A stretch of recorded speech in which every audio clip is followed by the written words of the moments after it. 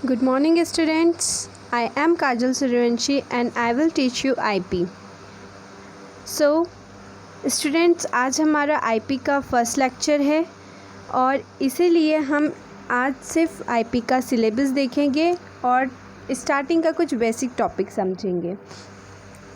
इसके लिए सबसे पहले मैं आपको IP की बुक बता देती हूँ कि आपको IP की कौन सी बुक परचेज़ करनी है। तो मैंने इसमें पीपीटी में मेंशन भी किया है कि आपका फर्स्ट आप ऊपर देखेंगे तो आपको बुक का नाम और बुक के ऑथर का नाम दिखेगा। इन्फॉर्मेटिक प्रैक्टिसेस बाय नितिन के नायक, जीपीएच पब्लिकेशन की ये बुक है, आपको ये परचेज़ करनी होगी और आपको इसके लिए एक सेपरेट कॉपी बनानी है जिसमें हम वीडियो के साथ साथ नोट मेकिंग का भी काम शुरू करेंगे। तो आज तो फर्स्ट लेक्चर है, इसलिए हम सिर्फ आज सिलेबस देखेंगे और फर्स्ट चैप्टर का कुछ बेसिक डेफिनेशन समझेंगे। तो हम स्टार्ट करते हैं। सिलेबस आप देख लीजिए। मैंने यहाँ पे स्लाइड्स बनाई है। स्लाइड्स में आप देखेंगे तो सिलेबस में यूनिट 1 है नेटवर्किंग एंड ओपन स्टैंडर्ड, जिसमें 6 चैप्टर्स हैं। फर्स्ट चैप्टर है computer networking, types of network, network protocol, network security, wireless mobile communication technology, open source software. Second unit में आप देखिए तो सेकेंड यूनिट है प्रोग्रामिंग, जिसमें आपको जावा प्रोग्रामिंग पढ़नी है। तो इसमें 7 to 15 चैप्टर्स हैं। जावा फर्स्ट है जावा GUI प्रोग्रामिंग, नेक्स्ट है जावा प्रोग्रामिंग फंडामेंटल्स, नेक्स्ट है कंट्रोल स्ट्रक्चर रिवीजन, 10th है basic concept of class object, 11th है कॉमनली यूज्ड लाइब्रेरीज, 12th है डेटाबेस कनेक्टिविटी, 13 है वेब एप्लीकेशन डेवलपमेंट, 14 है HTML, जिसमें आप फर्स्ट HTML जो है उसमें आप बेसिक एलिमेंट्स सीखिएगा HTML के कि एलिमेंट्स क्या क्या होते हैं, उनकी डेफिनेशन और उनका कैसे यूज़ किया जाता है वो हम देखेंगे। सेकेंड में हम देखेंगे कि लिस्ट, टेबल और फॉर्म्स कैसे बनाए जाते हैं। यूनिट 3 है आपकी डेटाबेस मैनेजमेंट सिस्टम। इसमें 4 चैप्टर्स हैं जिसमें आप डेटाबेस मैनेजमेंट सिस्टम के बारे में डिटेल में पढ़ेंगे। नेक्स्ट है आपकी यूनिट नंबर 4 IT एप्लीकेशन। तो ये आपका डिटेल सिलेबस है, आप इसको एक बार चेक कर लीजिए और आप इसकी बुक परचेज़ कर लीजिएगा और इसके लिए आप एक सेपरेट नोटबुक ज़रूर बनाइएगा क्योंकि हम नेक्स्ट क्लास से नोट मेकिंग का जो काम है हम वो शुरू करेंगे। चलिए हम फर्स्ट यूनिट स्टार्ट करते हैं। हमारी फर्स्ट यूनिट है नेटवर्किंग एंड ओपन स्टैंडर्ड, जिसमें चैप्टर नंबर 1 है कंप्यूटर नेटवर्क्स। तो कंप्यूटर नेटवर्क ये तो सब आप लोगों ने आई थिंक आपने ये नाम सुना होगा और ये पहले पढ़ा भी होगा। इसमें इसकी डेफिनेशन मैं अगर समझाती हूँ तो कंप्यूटर नेटवर्क की डेफिनेशंस क्या है। अ computer network is a set of computers together for the purpose of sharing resources. Network से आप समझते हैं, नेटवर्क मतलब होता है कि जहाँ 2 या 2 से ज़्यादा चीज़ें कनेक्टेड है, इंटरकनेक्टेड हो, उसे हम नेटवर्क कहते हैं। तो यहाँ पर कंप्यूटर नेटवर्क क्या कहलाएगा? अ computer network is a set of computers, मतलब यहाँ पर बहुत सारे कंप्यूटर्स हैं जो कि क्या कर रहे हैं, रिसोर्सेज शेयर कर रहे हैं। रिसोर्सेज जैसे उसमें जो डाटा है, जो इन्फॉर्मेशन है, वो एक कंप्यूटर दूसरे कंप्यूटर को क्या कर रहा है, शेयर कर रहा है और उससे रिसीव कर रहा है। सेकेंड, इसको हम और देखें तो a computer network is a group of computer और a peripheral devices that are connected through data communication system. क्या होता है कंप्यूटर नेटवर्क, और दूसरी लैंग्वेज में अगर हम समझना चाहें तो कि ये ग्रुप ऑफ कंप्यूटर्स होता है जो कि डेटा कम्युनिकेशन सिस्टम से कनेक्टेड होता है। डेटा कम्युनिकेशन सिस्टम क्या होता है? कम्युनिकेशन मतलब आप सब जानते ही होंगे। कम्युनिकेशन मतलब क्या होता है, आप जिस तरह डेटा या इन्फॉर्मेशन क्या कर रहे हैं, आप ट्रांसफ़र कर रहे हैं, तो उस चीज़ को हम क्या कहते हैं, एक जगह से दूसरी जगह जो डेटा जाता है उसे हम कम्युनिकेशन कहते हैं। इसकी तीसरी डेफिनेशन जैसे देखते हैं तो है सेट ऑफ कम्युनिकेशन एलिमेंट्स का interconnected by communication links. Elements, communication elements क्या होता है? एलिमेंट्स मतलब कम्युनिकेशन एलिमेंट्स वो होते हैं, एलिमेंट्स मतलब होता है जिस पे आप काम कर रहे हैं, जैसे प्रिंटर, स्विचेस, पॉइंटर्स, ये सब क्या कहलाते हैं? आपके कम्युनिकेशन एलिमेंट जिन पे आप काम करेंगे। और इन सब चीज़ों को आप क्या करेंगे? केबल्स के थ्रू क्या करेंगे? जोड़ेंगे, मतलब लिंक करेंगे। तो इसमें कम्युनिकेशन लिंक क्या हो गई? केबल्स हो गई। तो लिंक्स भी इसमें आगे जाके हम पढ़ेंगे कि लिंक्स में मतलब जो मीडिया है वो भी 2 तरह का होता है। तो ये आगे का टॉपिक है, ये आगे जाके हम पढ़ेंगे। नेक्स्ट इसमें हम देखते हैं, तो नेक्स्ट है need of networking. Need of networking, हमें नेटवर्किंग की ज़रूरत क्यों पड़ती है, तो और ये किस लिए यूज़फुल है। तो फर्स्ट इसमें लिखा है रिसोर्स शेयरिंग।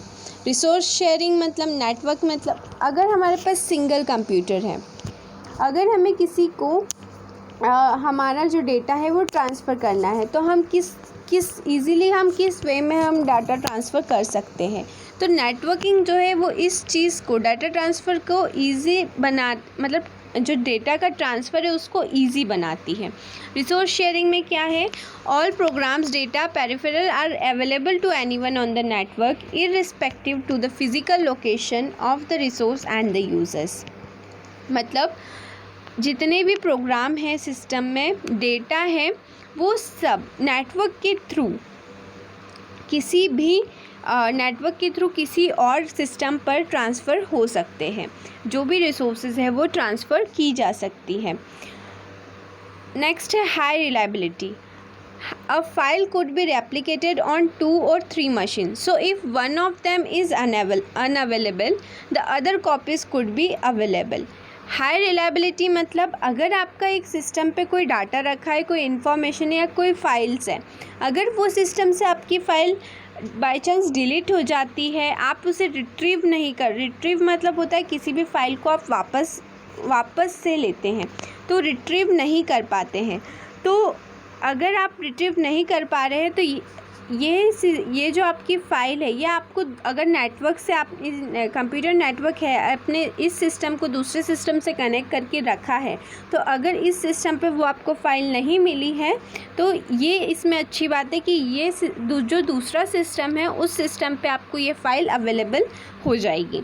नेक्स्ट है cost factors. Personal computer have much better price performance ratio than a micro ones. जो पर्सनल पीसीज आते हैं, पहले जो थे माइक्रो कंप्यूटर्स चलते थे, तो वो जो थे बहुत ही एक्सपेंसिव थे।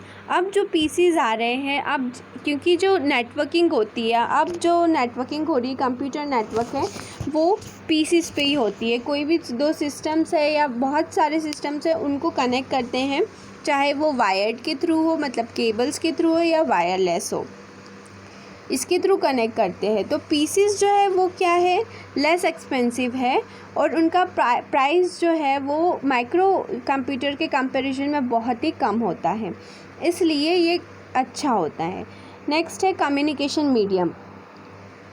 इसमें है a file that was updated modified on a network can be seen by the other user on the network immediately. Communication medium में क्या है कि कोई भी फाइल है अगर अपडेट हो रही है, मॉडिफाइड हो रही है, तो वो नेटवर्क के थ्रू, अगर आपने 2 कंप्यूटर्स को या 2 से ज़्यादा कंप्यूटर्स को कनेक्ट करके रखा है, तो आपने इस सिस्टम पे अपडेट किया है, तो आपको वही चेंजेस दूसरे सिस्टम पर भी नज़र आएंगे। तो ये कुछ नेटवर्किंग के ज़रूरतें, नीड थी। नेक्स्ट हम देखेंगे कि नेटवर्क के एडवांटेजेस क्या होते हैं। तो फर्स्ट एडवांटेजेस में फर्स्ट है speed. Sharing and transferring file within networks are very rapid, thus saving time while maintaining the integrity of the file.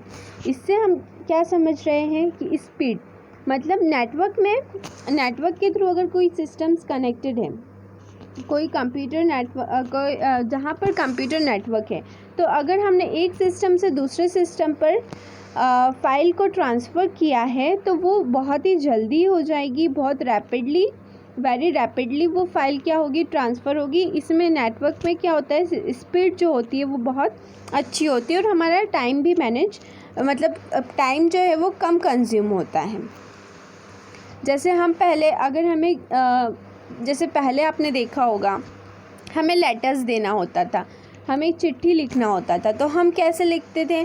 हम पहले लेटर्स लिखते थे, फिर पोस्ट करते थे। पोस्ट करने में उन्हें बहुत टाइम लगता था और वही आपका मैसेज बहुत दिनों बाद दूसरे पर्सन के पास पहुंचता था। पर आजकल क्या होने लगा है, नेटवर्क के थ्रू आप इजीली कोई भी आपकी इन्फॉर्मेशन हो, मैसेज हो, फाइल्स हो, आप इजीली ट्रांसफ़र कर सकते हैं और विदिन अ मिनट वो सब ट्रांसफ़र हो जाता है। इसलिए अच्छा है नेटवर्क। नेक्स्ट है security. Sensitive files and program on a network are password protected, so no illegal copying of program is there. मतलब इसमें क्या है, सिस्टम पे हम हमारे कंप्यूटर सिस्टम पर क्या कर सकते हैं, जो भी फाइल हो हम उस पर क्या कर डाल सकते हैं, पासवर्ड डाल सकते हैं, ताकि कोई अदर पर्सन उसका इलीगल यूज़ ना कर सके। नेक्स्ट है सेंट्रलाइज सॉफ्टवेयर मैनेजमेंट। तो software can be loaded on one computer, eliminating that no need to spend time installing on independent computers. इससे हम क्या समझ रहे हैं, software can be loaded on one computer, eliminating that need to spend time installing on independent computers. तो यहाँ पर क्या होता है कि एक जो मेन सिस्टम है, मेन कंप्यूटर है, उसमें आप कोई भी सॉफ्टवेयर का अपडेशन करो या कुछ भी चेंजेस करो, तो आप जो भी अदर कंप्यूटर्स रहेंगे वो जो मतलब जो कि मेन कंप्यूटर है उससे कनेक्टेड है, अगर आप उसमें कुछ चेंज कर रहे हो तो बाकी जितने भी कंप्यूटर उससे कनेक्टेड है, सिस्टम उससे कनेक्टेड है, उसमें भी वो सारे चेंजेस होंगे। नेक्स्ट है इम्प्रूव कम्युनिकेशन। नेटवर्क के थ्रू क्या होता है कि कम्युनिकेशन ईज़िली हम किसी से भी कम्युनिकेट ईज़िली कर सकते हैं। जैसे हम एग्ज़ाम्पल मैंने इसमें लिखा है कि एक बिल्डिंग है, उसमें एक ऑफिस है, उसमें स्टाफ है, सप्लायर्स है, कस्टमर्स है। तो हमें अगर किसी बॉस को अगर स्टाफ को कोई मैसेज देना है, कोई मेल देना है, तो बॉस तो उसके स्टाफ के पास चल के नहीं जाएंगे कि आप ये मैसेज पूरे कस्टमर्स को दीजिए या सप्लायर्स को, किसी को भी फॉरवर्ड कीजिए, नहीं। वो नेटवर्क के थ्रू वो उनके सिस्टम से स्टाफ के सिस्टम पर वो चीज़ मैसेज या इन्फॉर्मेशन फॉरवर्ड करेंगे और फिर यही स्टाफ आगे वो इन्फॉर्मेशन को फॉरवर्ड करते हैं। तो ये सब किसके वजह से ईज़िली हम कर पाते हैं, नेटवर्क की वजह से। नेक्स्ट हम देखेंगे डिसएडवांटेज ऑफ नेटवर्क। तो फर्स्ट है virus and malware. If even one computer on a network gets infected with a virus, there is a possibility for the other systems to get infected too. Viruses can spread on a network easily because of the interconnectivity of various devices. इससे हमें क्या समझ आ रहा है, virus and malware, ये तो आपने पढ़ा ही होगा। वायरस एक ऐसा सॉफ्टवेयर होता है जो आपके सिस्टम को हार्म करता है, जो आपके सिस्टम का डाटा करप्ट कर सकता है। ऐसा एक सॉफ्टवेयर बनाए जाते हैं जो कि आपके सिस्टम को क्या कर सके, करप्ट कर सके। और ये वायरसेस और मालवेयर हमें ऐसा पता भी नहीं होता है कि ये कैसे आ जाते हैं।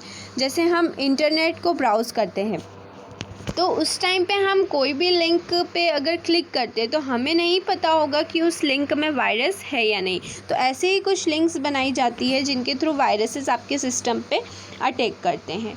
तो अगर आपके एक सिस्टम पे वायरस ने अटैक किया है तो ये पॉसिबिलिटी ज़्यादा है कि जितने भी आपके बाकी के सिस्टम होंगे उसको भी वायरस इन्फेक्ट कर सकता है और उसके भी डाटा जो है वो करप्ट हो सकते हैं। तो ये नेटवर्क का सबसे बड़ा डिसएडवांटेज होता है। नेक्स्ट है एक्सपेंसिव होता है। Purchasing the network cabling and file servers can be expensive. Network को कनेक्ट करने के लिए मैंने जैसे कि आपको बताया केबल्स के थ्रू हम कनेक्ट करते हैं, तो ये जो केबल्स हम परचेस करते हैं जो इनका कॉस्ट होता है ये बहुत एक्सपेंसिव होता है, इसलिए ये नेटवर्क लिटिल बिट एक्सपेंसिव माना जाता है। नेक्स्ट है नेटवर्क मैनेजमेंट। अब अगर हमें कोई बड़ा नेटवर्क, लार्ज नेटवर्क को अगर मैनेज करना है तो ये बहुत ही कॉम्प्लिकेटेड हो जाता है और इसे मैनेज करने के लिए हमें वेल ट्रेड जो डाटा मैनेजर्स रहते हैं, वो नेटवर्क मैनेजर्स रहते हैं, उन्हें हायर करना पड़ता है और ये भी एक तरह से एक्सपेंसिव हो जाता है। सो स्टूडेंट्स, आई होप आप लोगों को ये लेक्चर समझ आया हो। और ये हमारा फर्स्ट लेक्चर था, तो इसलिए आज का लेक्चर मैं यहीं ख़त्म करना चाहूँगी।